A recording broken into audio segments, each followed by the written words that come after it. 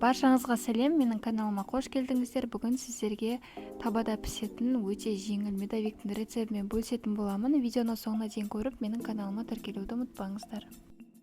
Ең алдымен сары майымыз бен балды жақсылап ертіп аламыз. Оттың астын өте баяу қоямыз және де осылай араластыра отырып толықтай ертеміз. Балды массамыз толықтай ерігеннен кейін оның үстіне бір шай қасық ас содасын салып жақсылап араластырамыз. Біздің массамыз осылай көпіру қажет және бұны суығанша бір бұрышқа қоямыз.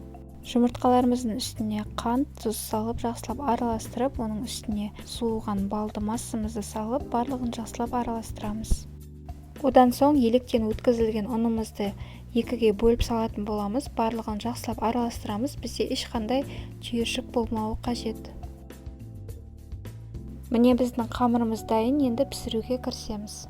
Енді қамырымызды дәл осы видеода көрсетілгенде құйып шығасыздар және де өте баяу отта пісіретін боламыз. Бетін міндетті түрде қақпақпен жауып қоямыз.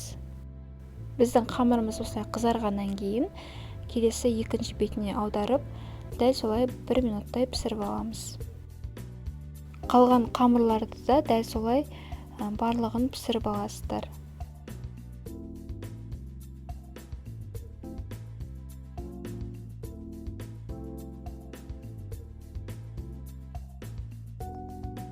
Корждарымызды толықтай суытып, осындай кольцоның көмегімен артық жерлерін кесіп шығасыздар, немесе тарелканың көмегімен кессеңіздер де болады. Бізде осындай 7 дана корж шықты, қалған бөлігін осындай блендердің көмегімен ұсақтап аламыз. Енді кремімізді дайындаймыз. Сливкидің үстіне қаймақ және де сахарный пудрамызды салып, барлығын жақсылап миксерлейміз. Бізде осындай қою масса шығу қажет. Тортымызды дәл осы видеодағыдай жинайтын боламыз.